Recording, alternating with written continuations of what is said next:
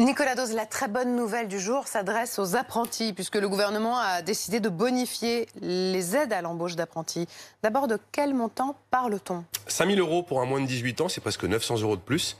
8 000 € pour un plus de 18 ans, c'est presque 2 900 € de plus. C'est valable 8 mois jusqu'à la fin du mois de février à compter du 1er juillet pour les embauches. Toutes les entreprises peuvent y recourir.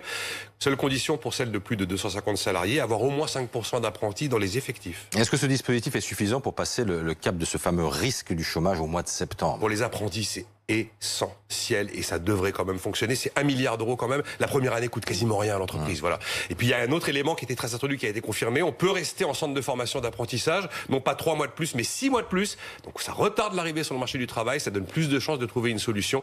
Il fallait faire un truc pour l'apprentissage. Ça fait des années qu'on voulait qu'il décolle. Il a décollé en 2019. C'est clé pour l'économie d'un pays. Ça a marché en Allemagne. Donc oui, il fallait agir. Bon, ces annonces, elles ont été faites à la sortie de cette réunion avec les partenaires sociaux hier après-midi à l'Élysée. Il en est ressorti d'autres choses? Absolument rien d'autre de concret. On a un agenda, on aura un plan pour l'emploi des jeunes d'ici mi-juillet.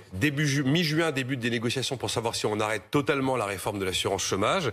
Et puis aussi, une solution alternative au chômage partiel va être annoncée d'ici 2 semaines. L'idée, c'est de partager en fait la prise en charge du salaire par l'État et par les entreprises, mais sur la durée. Seulement, en contrepartie, l'entreprise promet de ne pas réduire ses effectifs. 3 données pour conclure à avoir en tête.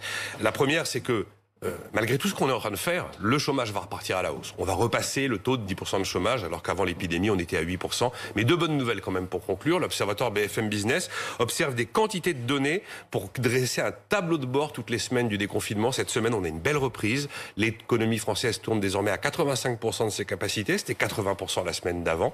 Et puis le consommateur revient, y compris dans l'habillement. Et enfin, dernier élément positif, on a un frémissement positif dans l'intérim, y compris dans le BTP. Donc voilà, c'est pas le moment, à mon avis, de réduire le chômage partiel trop vite.